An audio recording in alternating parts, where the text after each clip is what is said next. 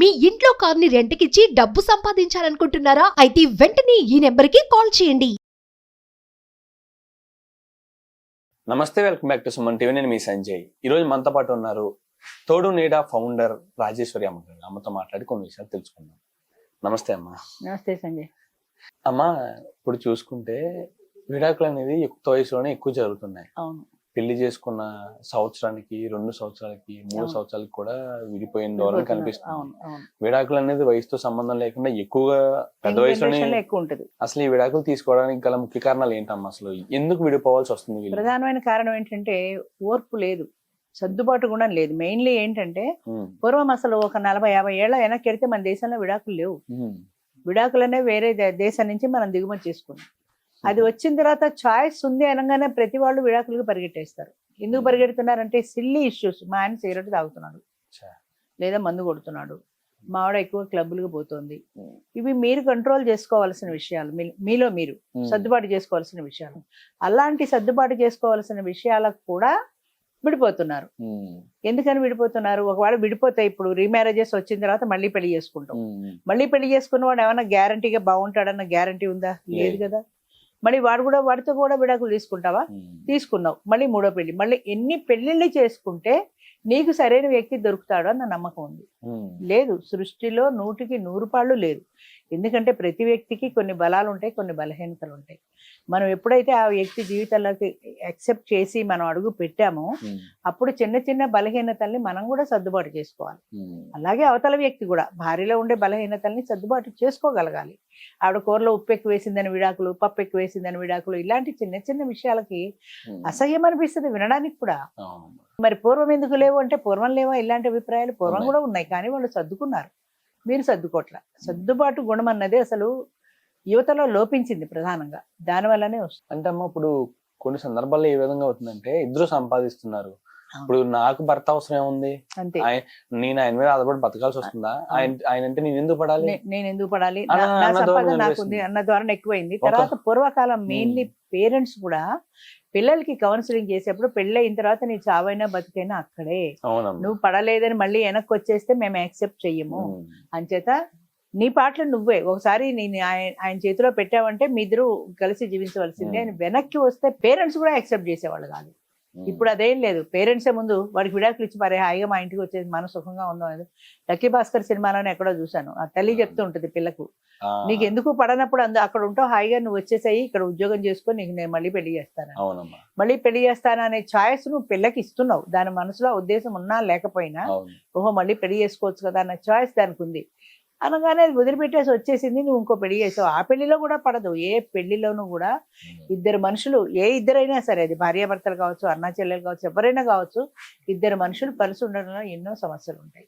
వాటిని సర్దుబాటు చేసుకుంటూ వెళ్ళాలి తప్ప ఈ చిన్న విషయం ఉంది కాబట్టి విడాకులకు వెళ్ళిపోతానంటే జీవితాలు వెళ్ళవు, ఎప్పటికీ వెళ్ళవు. ఇంకొకటి, ప్రతి వ్యక్తిలోనూ బలాలు ఉంటాయి, బలహీనతలు ఉంటాయి. ఆ వ్యక్తి బలాన్నే కాదు, మనం వాడి బలహీనతల్ని కూడా యాక్సెప్ట్ చేయగలగాలి. మా ఆయన మందు తాగుతాడు, నీకు ఇష్టం లేదు, నీకు ఇష్టం లేదా ఆయనకి చిన్నప్పటి నుంచి ఉన్న అలవాటు మానలేడు కదా. లేదా నువ్వు ముందే తెలుసుకో, అలా మందు తాగేవాడు అయితే నేను చేసుకోనని ముందే ఖచ్చితంగా చెప్పు. తెలుసుకున్న తర్వాత ఇప్పుడు ఇక్కడికి వచ్చాక ఆయన సిగరెట్ తాగుతున్నాడు, ఈయన మందు తాగుతున్నాడు, సిగరెట్ వాసన నాకు పడదు అంటే ఏం చేయలేం కదా. అందుకని చిన్న చిన్న విషయాల్లో సర్దుబాటు అనేది జీవితకాలం ఉండవలసిన సమస్య. జీవితకాలం కలిసి ఉండాలంటే సర్దుబాటు చాలా అవసరం. అది లేదు అంటే ఒక మొగుడు కాదు, ఎంతమంది మొగుళ్ళని మార్చినా, ఎంతమంది పెళ్ళాలని మార్చినా కూడా వాళ్ళు హ్యాపీగా ఉండలేరు. అమ్మా, ఇక్కడ చూసుకుంటే ఓకే, బాగుంది మీరు అన్నది. ఏ విధంగా అంటే వాళ్ళ మీద వాళ్ళకి ధోరణి ఏ విధమైన అంటే నేను నా భర్త మీద ఆధారపడాల్సిన అవసరం లేదు అన్న ధోరణిలో విడాకులు తీసుకుంటున్నారు. అవును. కానీ పిల్లలు ఏం చేశారమ్మా అంటే పిల్లలు అవసరం లేదా వాళ్ళకి?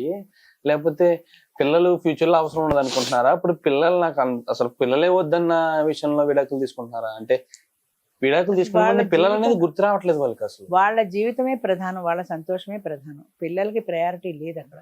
చాలా సందర్భాల్లో అంటే 10-15 ఏళ్ల కిందట అయితే పిల్లలకి కూడా ప్రయారిటీ ఉండేది. పిల్లల కోసం కలిసి బ్రతికిన భార్యాభర్తలు ఎంతో మంది ఉన్నారు. పిల్లలకి పెళ్లిళ్ళు అయిపోయాక వస్తూ ఉంటారు నా దగ్గరికి, వచ్చి చెప్తూ ఉంటారు, ఇన్నాళ్ళు నేను భరించానండి, పిల్లలు ఉన్నారని ఆయన్ని భరించాను అని. అలాగే ఆయన కూడా అంతే, పిల్లలు ఉన్నారని ఆమెను భరించాను అంటే పిల్లలు అనేవాళ్ళు భార్యాభర్తల మధ్య ఒక బాండింగ్ అది. అంచేత ఆ పిల్లల కోసమని కలిసి జీవించే వాళ్ళు ఎంతో మంది ఉండేవారు. ఇప్పుడు అది కూడా పోయింది. అసలు పిల్లలే వద్దంటున్నారు కదా, ఈ బాండింగ్లు ఈ సమస్యలు మాకెందుకు, పిల్లలు ఎక్కడ ఉంటే హాయిగా ఉంటే ఉంటాం, లేకపోతే విడిపోతాం, అది ఈజీ అయిపోయింది. రెండోది ఏంటంటే ఎడ్యుకేషన్. ఇది వరకు పాత కాలంలో అంటే 70-80 ఏళ్ల కిందట అసలు ఆడవాళ్ళకి చదువులు లేవు. అంచేత మొగుడు కొట్టినా తిట్టినా భరించడమే వచ్చు. ఇప్పుడు ఏంటంటే చదువుకున్నారు, ఉద్యోగం చేసుకున్నారు, ఆర్థికంగా నిలదొక్కున్నారు. తోలపాకుతో తానోటంటే తలుపు చెక్కతో నేరండెంట అన్నట్టు ఆడవాళ్ళు కూడా సమానంగా పోరాడుతున్నారు.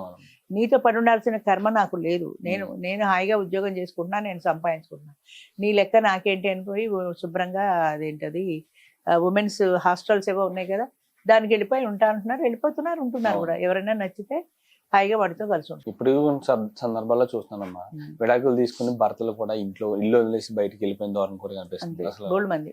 అసలమ్మా ప్రేమ పెళ్లిలో ఎక్కువ విడాకులకి కారణం అవుతున్నాయా, లేకపోతే అరేంజ్డ్ మ్యారేజెస్ ఎక్కువ విడాకులకు కారణం అవుతున్నాయా? ప్రేమ పెళ్లి అరేంజ్డ్ మ్యారేజ్ అని లేదండి, అన్ని ఆ విషయంలో ఒకటే.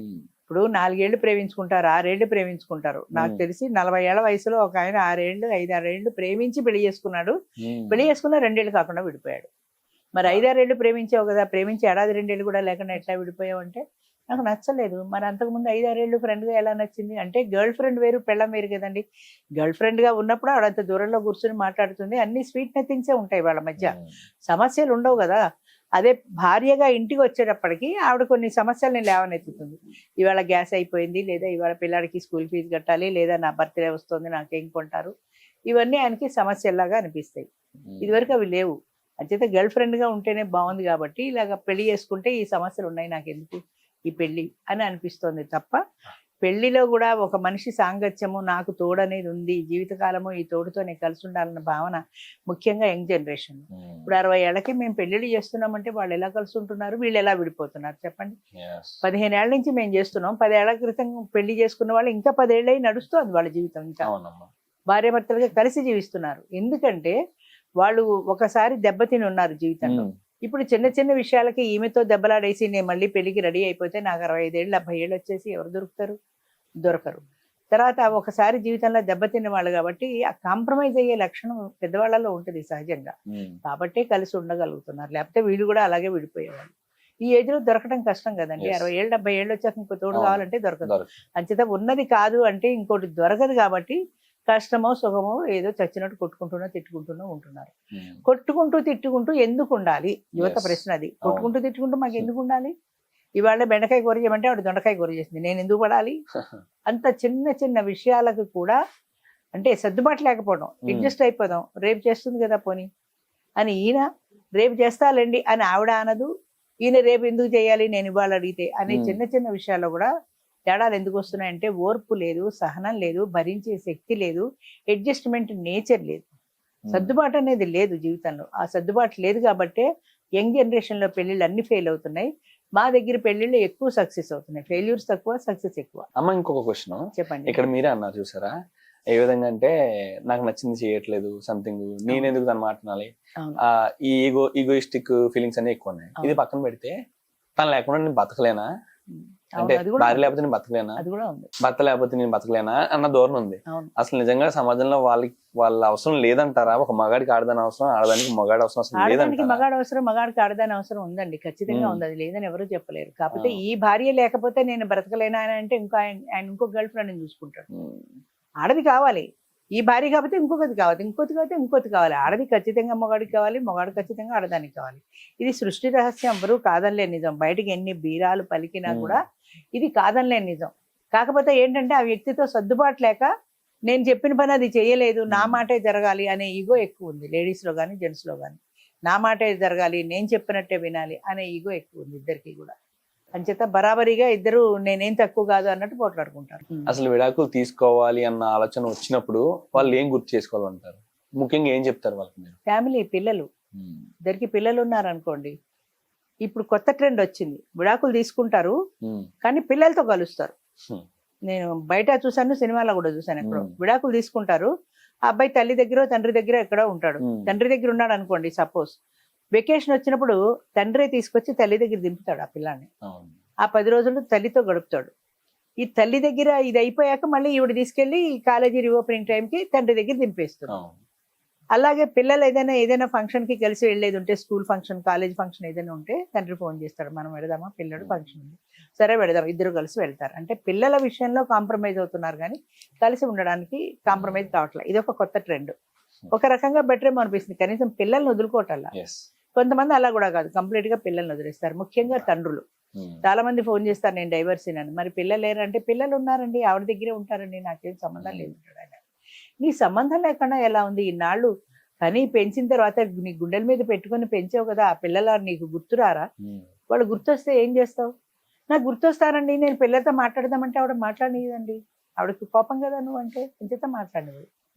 అంచేత అది ఆ పిల్లల పట్ల ఒక ఎమోషనల్ రిలేషన్ ఉండాలి, ఆ బాండింగ్ ఉండాలి. ఈ పిల్లలు నా పిల్లలు, వీళ్ళని పెంచడం, పెద్ద చేయడం, పెళ్లి చేయడం, ఈ బాధ్యత నాది అన్న ఫీలింగ్ ఉండాలి. ఆ బాండింగ్ లేనప్పుడు ఎవరి దారి వాళ్ళది.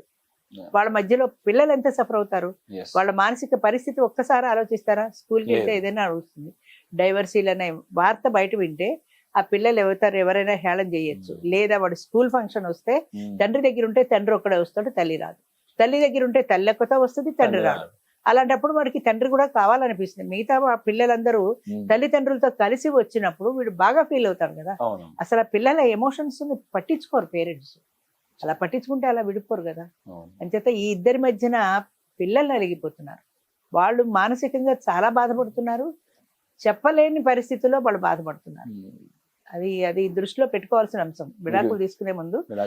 అందుకనే ఈ మధ్య ఒక కొత్త ట్రెండ్ వచ్చింది, అసలు మాకు పిల్లలే వద్దు అని. పిల్లలు ఉంటే కదా ఈ గొడవలని, మాకు పిల్లలు వద్దు. విడిపోయే ముందు బాధ్యత గుర్తు చేసుకోవాలంటారు. తప్పనిసరిగా. థ్యాంక్ యూ అమ్మా, థ్యాంక్ యూ వెరీ మచ్, చాలా మంచి మాటలు చెప్పారు. Thank you.